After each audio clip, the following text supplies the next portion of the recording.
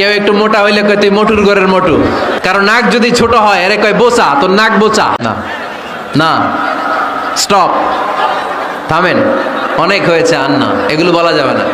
কারো আকৃতি নিয়ে খোটা দেয়া, ঠাট্টা করা, এটা স্বয়ং আল্লাহর সাথে ঠাট্টা করার শামিল, ঠিক কিনা? কারো নাক যদি ছোট হয় এরে কয় বোচা, তোর নাক বোচা। ফেনীতে আপনারা কি বলেন? হ্যাঁ, তো এই যে যার নাক বোচা হয়েছে ও কি নিজে বানাইছে? যার নাক খাড়া এটা বানাইছে কে? যে কালো বানাইছে কে? সাদা শুভ্র বানাইছে কে? তার মানে কারো আকৃতি নিয়ে যদি আপনি ঠাট্টা করেন, স্বয়ং আল্লাহর সাথে ঠাট্টা করলেন। কারণ কেউ কারো চেহারা বানানোর দায়িত্ব পায় নাই। মাতৃগর্ভে থাকতেই আমাদের চেহারার আকৃতিগুলো দান করেছে কে?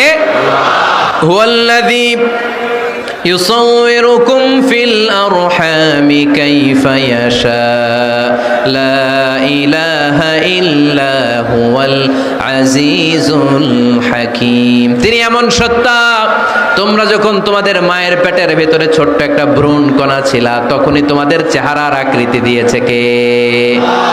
মায়ের পেটে থাকতেই কে ছেলে হবে, কে মেয়ে হবে, কে সুশ্রী হবে, কে শ্যামলা হবে, কার নাক লম্বা হবে, কারটা খাটো হবে, এগুলো ফিক্স করে রেখেছে কে?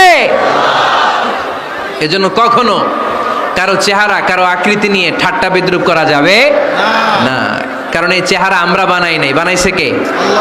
প্রত্যেককে যদি আল্লাহ তাআলা প্রত্যেকের নিজের চেহারা ডিজাইন দেওয়ার সুযোগ দিত, তাহলে আমরা আমাদের চেহারা কি এরকম বানাইতাম?